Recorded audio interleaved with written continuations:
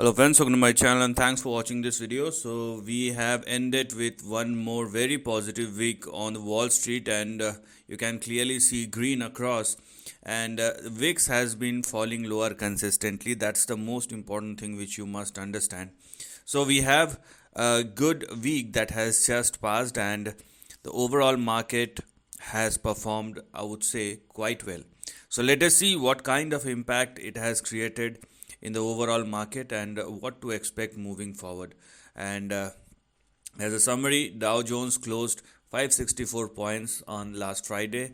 S&P 500 nearly 1.5%, 82 points, and 1.5% for Nasdaq as well. So let's start digging into the charts and what we are going to see as far as the major index and then rest of the things are concerned. Now this is the price chart of Dow Jones, and Dow Jones is in a recovery mode. Why?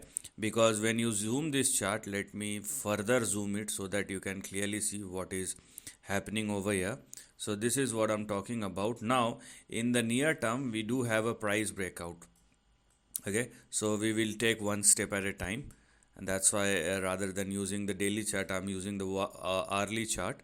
So we now have a price breakout. So this will be the point of reference for you, and make sure that Dow Jones is not falling below 40,838. If Dow Jones continue to trade and sustain above 40,838, then the next big targets or next two immediate targets which are currently active for Dow Jones are, here we are, 42,418 and we have 42,854.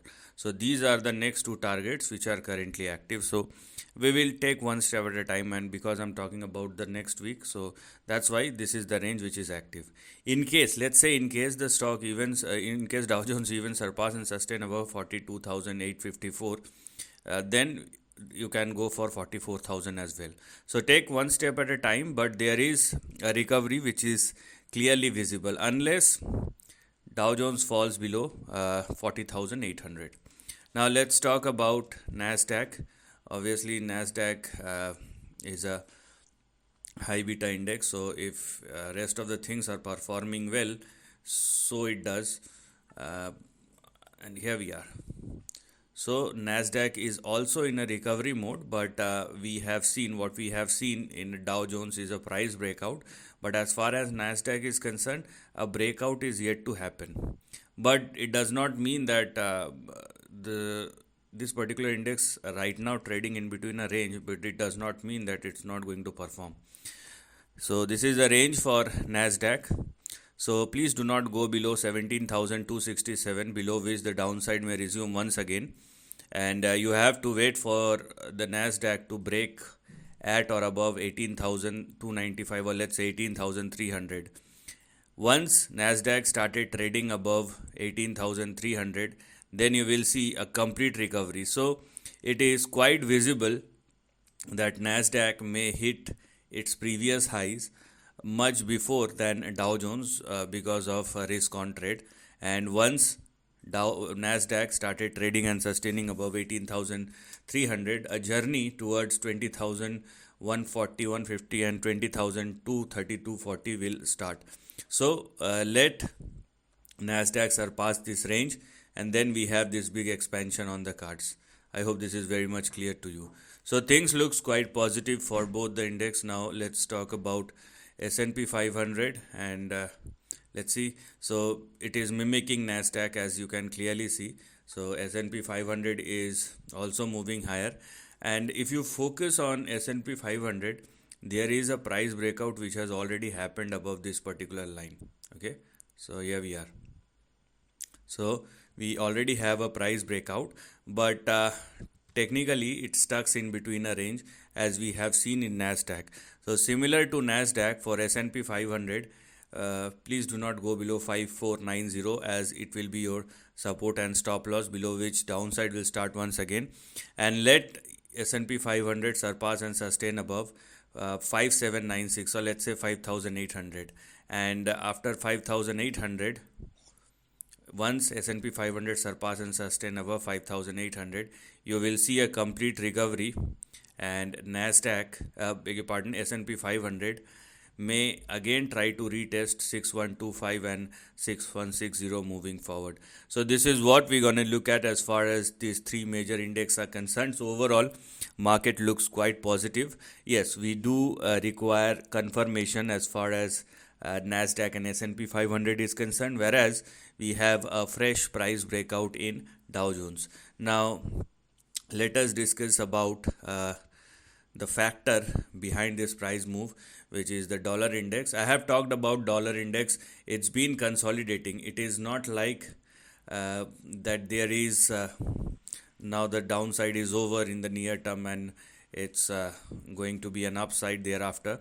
So it's not falling lower, but rather it's in a consolidation. Okay, so dollar index looks weak. It is actually very weak right now. It is just taking its time out before the next move and probably on the downside. So here we are. This is what I have said in my last video. You can probably go and check.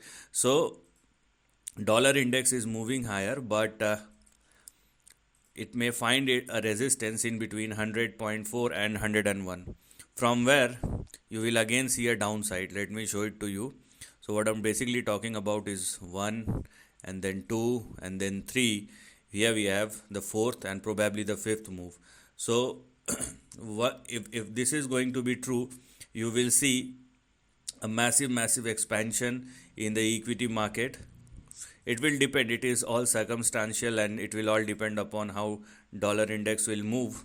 Unless dollar index makes a move like this and it breaks out eventually,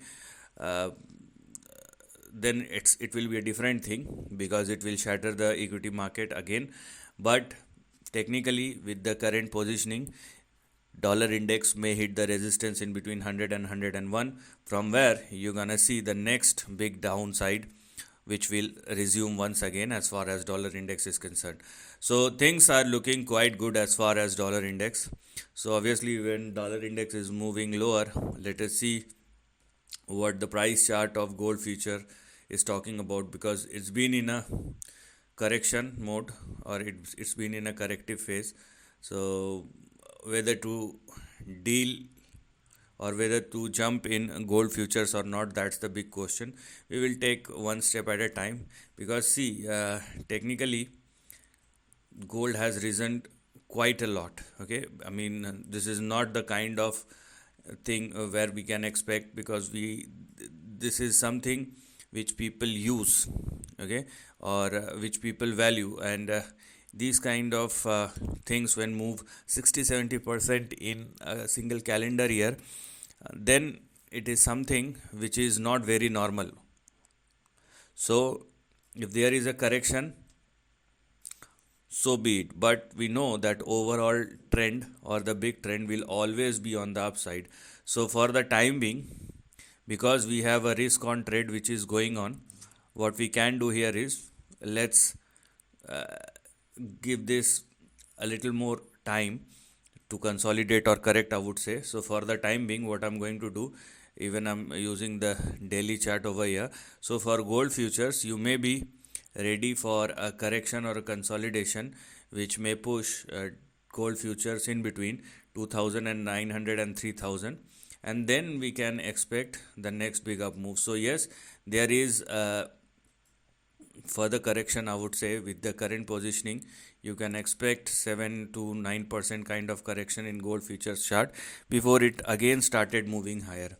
So let's just take a breather over here, because, and it's also an indication, because gold is falling down, dollar index is moving lower, and equity markets are moving higher. So it looks normal for the time being. Let's also talk about the price chart of Bitcoin, and because yes, so here we are. Bitcoin is now in a recovery mode. So in the near term, you may again see Bitcoin retest the previous previous highs or previous resistance, which is 100,000, or nearly 110434 will be the precise amount. And if it surpasses 110434 or 110500, then this will the least which one can expect for Bitcoin is a move towards 130 or $160,000 moving forward. So this is the least which one can expect, and technically it looks like an up move has already started over here. Okay, so it's also look good. So net we can say that risk on mode has started, and let's see how much time it's going to continue, but this is a clear indication that risk on mode has already been started in the market, and you must not miss this even for the next 2 or 3 months. One more thing which I think we should look at, and that is the WTI crude. So now crude, as I have said, this thing I think couple of weeks back, that if WTI futures started trading below 60 or 61 or lower, then you will see further correction, and technically you can clearly see it cracked below 60 and now trading at 58. So it's a resumption of a downside. So here we are breaking below all the major support levels which it has created in the last 2 or 3 years. So let me show it to you. 67 and 62. So these were your two big support levels. Okay, and now because crude WTI crude futures is trading below both 67 and 62, so the next big support which you're gonna find in WTI crude futures may push WTI crude somewhere in between. Let me show it to you. Here we are. This is the next big support which may push WTI crude in between 42 and 44. So now I have checked most of the things. As we can see, we have checked most of the things, and it is very clear that a risk on trade has started. Now how to deal with that risk on trade and can you make something out of it, it's depend upon your skill. So this is the end of the video. Thanks for watching.